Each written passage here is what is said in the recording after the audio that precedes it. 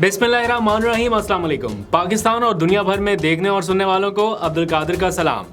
पाकिस्तान तहरीक इंसाफ के कारकुनान के लिए कुछ अच्छी खबरें हैं। एक तो जिना हाउस हमला केस में सनम जावेद समेत मुतादिद कारकुनान की आज जमानत मंजूर हो गई, उनकी रिहाई का हुक्म जारी कर दिया गया। साथ ही इमरान खान की रिहाई का केस भी एक दिन के बाद समाअत के लिए अब फिक्स कर दिया गया है। और एक हैरानकुन डेवलपमेंट आज सामने आई है कि इमरान खान से मुतालिक महफूज किया गया फ़ैसला फिर खुलने जा रहा है। महफूज फ़ैसला तो वैसे सुनाया जाना था और इम्कान था कि किसी वक्त भी सुनाया जाएगा, लेकिन सुनाए जाने की बजाय केस दोबारा से फिक्स कर दिया गया है। फिर इसी दौरान इमरान खान के नाम से मंसूब एक माफ़ीनामे पर मुश्तमिल ख़त सोशल मीडिया के ऊपर सर्कुलेट कर रहा है कि इमरान खान ने कोई माफ़ीनामा लिख कर दे दिया है और उनके नीचे उनके सिग्नेचर हैं। तो इस हवाले से जो इमरान खान के वकला हैं उनका भी बयान जारी हुआ है, वो भी आपको बताना है। फिर सुप्रीम कोर्ट ऑफ पाकिस्तान का एक ताज़ा एलामिया भी जारी किया गया है आज का। तो ये बहुत सारी खबरें हैं, आज का ब्रेकडाउन है ये सारी खबरें, तो एक एक करके सबकी तफसील बताता हूँ। लेकिन पहले आगाज़ पीटीआई के लिए अच्छी खबर से। तो लाहौर की जो इंसदाद दहशतगर्दी अदालत है, उन्होंने जिना हाउस हमला केस में पाकिस्तान तहरीक इंसाफ के जो गिरफ्तार होने वाले मुतादिद कारकुनान थे, तकरीबन 9 के करीब कारकुनान हैं, जिनकी ज़मानत मंजूर कर ली है। बड़ा नाम इनमें सनम जावेद का ही ऑब्वियसली, लेकिन बाकी जैसे यास्मिन राशिद हैं, तैयबा राजा हैं, या एक दो और ख़वातीन भी हैं, उनकी ज़मानत अभी तक मंजूर नहीं हो सकी। और कोई 39 के करीब लोग अभी भी ऐसे हैं जिनकी ज़मानतें मुस्तरद हुई हैं। लेकिन 9 मुल्ज़मान की ज़मानतें मंजूर होना भी एक पहली कड़ी है रिहाइयों के सिलसिले की। और तमाम ये 9 मुल्ज़मान जो हैं, इनकी 1-1 लाख रुपए मुचलकों के एवज़ ज़मानत मंजूर हुई है। अब कब रिहाई होती है, मुचलके कब जमा होते हैं और क्या रिहाई के बाद फिर से इनकी भी गिरफ़्तारी होगी या नहीं, ये सिलसिला भी देखने वाला होगा। लेकिन अल्लाह करे कि रिहाई हो जाए। आज का जो अहम और ख़ूबसूरत लम्हा था वो सनम जावेद के बच्चों की खुशी देखकर महसूस हो रहा था। मतलब बच्चों को जब ये पता चला कि माँ वापस आ रही है या वापसी की खबर जब उन्हें मिली, तो आप देखिए कि बच्चे किस तरह खुशी से निहाल थे। तो अल्लाह करे कि बाकी सब सियासी कैदी भी इसी तरह रिहा हो जाए। किसी के बच्चे नहीं हैं तो किसी के वालिदैन हैं, किसी के बहन भाई हैं, सब लोग अपने प्यारों का इसी तरह से इंतज़ार कर रहे हैं। आगे बढ़ते हैं, बात करते हैं इमरान खान के केस से मुतालिक। तो उनके 2 केसेस की समाअत पीर के रोज़ इस्लामाबाद हाई कोर्ट में होने जा रही है। अदालत ने साइफर केस में चेयरमैन पीटीआई की जो दरख्वास्त ज़मानत है वो समाअत के लिए मुकर्रर कर दी है। और रजिस्ट्रार इस्लामाबाद हाई कोर्ट ने आइंदा हफ्ते की जो कॉज लिस्ट जारी की है उसके मुताबिक चेयरमैन पीटीआई की दरख्वास्त ज़मानत पर समाअत पीर के रोज़ होने जा रही है और चीफ जस्टिस आमिर फारूक इसकी समाअत करेंगे। अदालत ने गुज़िश्ता समाअत पर दलाइल के लिए एफआईए को नोटिस जारी कर रखे हैं, क्योंकि ऑफिशियल सीक्रेट एक्ट के तहत जो खसूसी अदालत है उसने चेयरमैन पीटीआई की दरख्वास्त ज़मानत पिछली समाअत पर मुस्तरद कर दी थी। बाद में इसे इस्लामाबाद हाई कोर्ट में चैलेंज किया गया था। दूसरी जानिब एक और दिलचस्प सूरत हाल उस वक्त पैदा हुई जब इमरान खान की अटक जेल से अडयाला जेल मुंतकिली की दरख्वास्त पर जो महफूज किया गया फ़ैसला था वो सुनाने की बजाय केस ही दोबारा समाअत के लिए मुकर्रर कर दिया गया है। मतलब अदालत ने कुछ रोज़ कबल दलाइल मुकम्मल होने पर यह फ़ैसला महफूज किया था कि वो अटक में ही रहेंगे या उन्हें अडयाला जेल मुंतकिल किया जा सकता है। इसके ऊपर बहुत सारे पॉइंट जो है वो रेज़ हुए, बाद में फ़ैसला महफूज हुआ और ऐन इम्कान था कि किसी भी वक्त इसका फ़ैसला सुना दिया जाएगा। लेकिन आज ये पता चला कि बाज़ कानूनी नुकात की अभी मज़ीद वजाहत दरकार है, इसलिए केस दोबारा समाअत के लिए मुकर्रर कर दिया है। तो इस तरह की जो चीज़ें हैं इनके बाइस हो रही है थोड़ी सी ताख़ीर। यानी महफूज फ़ैसला अगर सुना दिया जाए, चाहे वो इमरान खान के हक़ में आए या इमरान खान के ख़िलाफ़ आए, इन दोनों सूरतों में इमरान खान साहब के वकला तैयार हैं कि वो फिर फर्दर सुप्रीम कोर्ट में रजू कर सकते हैं। तो उनके लिए कोई रास्ता बंद नहीं होगा, मतलब सुप्रीम कोर्ट से रजू करने का रास्ता खुल जाता है। लेकिन जब तक मामला इस्लामाबाद हाई कोर्ट में ही ज़ेर इल्तवा रहेगा, हाई कोर्ट में ही पेंडिंग रहेगा, वो सुप्रीम कोर्ट जा ही नहीं सकते। इसलिए आज इमरान खान के वकला ने सुप्रीम कोर्ट से भी दरख्वास्त की है कि 7 ऐसे मामलात हैं जो सुप्रीम कोर्ट में ज़ेर इल्तवा हैं और नए चीफ जस्टिस अगर इन दरख्वास्तों को जल्द अज जल्द फ़िक्स कर दें या इनके ऊपर कोई समाअत कर लें तो ऐन मुमकिन है कि उनमें इमरान खान साहब को कोई रिलीफ मिले। बाज़ तो उनमें आइनी मामलात के हवाले से केसेस है ना, फॉर एग्जांपल 90 रोज़ के अंदर इंतखाबात का मामला, फिर सिविलियन का मिलिट्री ट्रायल हो सकता है नहीं हो सकता, फिर ऑफिशियल सीक्रेट एक्ट और आर्मी तरमीमी एक्ट, ये सारी तो आइनी दरख्वास्त है ना। लेकिन कुछ केसेस हैं जो इमरान खान के केसेस से मुतालिक है या उनकी ज़ात से मुतालिक है, जिन्हें सुप्रीम कोर्ट अगर फौरी तौर पर सुन ले तो इमरान खान साहब को रिलीफ मिल सकता है। फॉर एग्ज़ाम्पल इमरान खान के तमाम केसेस को इस्लामाबाद हाई कोर्ट से लाहौर या Peshawar Peshawar high court transfer करने की एक दरख्वास्त की है उनके वकला ने।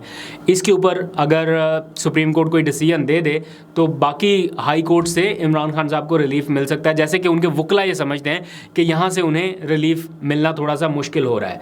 तो बहरहाल ये उनकी चॉइस है, लेकिन मेरा नहीं ख्याल कि सुप्रीम कोर्ट कोई ऐसा डिसीजन देगी कि ठीक है इस्लामाबाद हाई कोर्ट ना सुने उनके केसेस, बिकॉज ये फोरम ही पहला फोरम बनता ही इस्लामाबाद हाई कोर्ट का है, ज्यूरिसडिक्शन ही उनकी आती है। तो इसलिए मुश्किल है कि सुप्रीम कोर्ट ऐसा कोई डिसीजन दे। लेकिन इमरान खान साहब के वकला चूँकि गए हुए हैं इस मामले को लेके अदालत में, तो उनका ये मौक़िफ़ है कि पहले इस केस का फ़ैसला सुना दिया जाए, फिर इमरान खान साहब को साइफ़र केस के बाद किसी और मुकदमे में गिरफ़्तार ना करने की एक दरख्वास्त भी सुप्रीम कोर्ट में पेंडिंग है, जिसमें ये प्ली ली गई थी कि तमाम मुकदमा चूँकि सियासी बुनियादों पर बनाए गए हैं, इसलिए एक के बाद एक मुकदमे में गिरफ़्तारियाँ हो रही हैं। तो हाई कोर्ट का अगर कहीं से हुक्म भी आ जाता है कि जनाब मज़ीद किसी केस में गिरफ़्तार ना किया जाए, तब भी कर लिया जाता है। तो इसलिए उन्होंने सुप्रीम कोर्ट से ये रिक्वेस्ट कर रखी है कि साइफ़र केस में अगर ज़मानत हो जाती है तो फिर किसी और केस में उनकी गिरफ्तारी से रोका जाए। तो सुप्रीम कोर्ट इन केसेस को जल्द सुन सकती है या नहीं सुन सकती, इस पर पोजीशन बड़ी वाज़ेह है। सुप्रीम कोर्ट फ़िलहाल सियासी केसेस की बजाय अवामी केसेस की तरफ फोकस्ड है, और सुप्रीम कोर्ट ये चाहती है कि जितने भी मुकदमात पेंडिंग हैं उनका बोझ कम से कम करने के लिए वो उनके फ़ैसले सुनाना शुरू कर दे। और आपने देखा पिछले कुछ दिनों से कुछ मुकदमात जो बहुत देर से पेंडिंग थे उनके फ़ैसले अब अनाउंस होना शुरू हो गए। आज इस सिलसिले में सुप्रीम कोर्ट की जानिब से एक एलामिया भी जारी किया गया है, जिसमें कहा गया है कि सुप्रीम कोर्ट हर हफ्ते दायर किए जाने वाले मुकदमात और निपटाए जाने वाले मुकदमात के अदाद-ओ-शुमार जारी करेगी।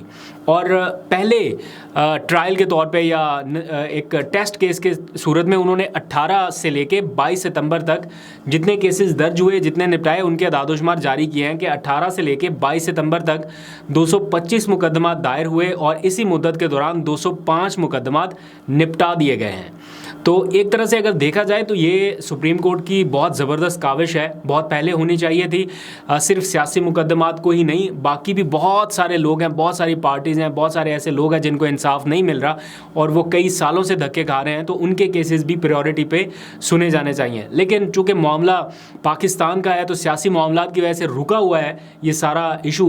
90 दिन के इंतखाबात हों या एक लार्जर पार्टी के चेयरमैन का मामला हो, तो मेरा ख्याल है सुप्रीम कोर्ट को इन केसेस को भी कहीं ना कहीं निपटाना चाहिए, पेंडिंग करने की बजाय फैसला सुना देना चाहिए। तो सुप्रीम कोर्ट ने एक और भी बड़ा ज़बरदस्त फैसला किया है कि आइंदा 4 हफ्तों की यानी पूरे 1 महीने की जो मुजव्वज़ा कॉज लिस्ट है वो पहले से जारी कर दी जाए, ताकि जो भी वकला हैं उन केसेस में शामिल, उनको पहले से पता हो कि यार हमारा केस इस डेट को सुनने जा रही है सुप्रीम कोर्ट, तो वो हम पहले से तैयारी कर ले, बजाय इसके कि आखिरी लम्हात में 1-2 दिन पहले पता चलता है और फिर वकला कहते हैं हमारी तैयारी नहीं है, हमें वक्त दिया जाए, तो केसेस पेंडिंग चले जाते हैं। तो उसके लिए भी मज़ीद वक्त देने की बजाय केसेस के फ़ैसले वक्त पर हो जाएं, इसलिए 1 महीने की पूरी कॉज लिस्ट जो है वो एडवांस जारी की जाएगी। आज की एक और बड़ी अहम खबर है, बल्कि फ़ेक न्यूज़ है, जिसे बाद में ख़बर का रंग देने की कोशिश की गई लेकिन ऐसा हो नहीं पाया।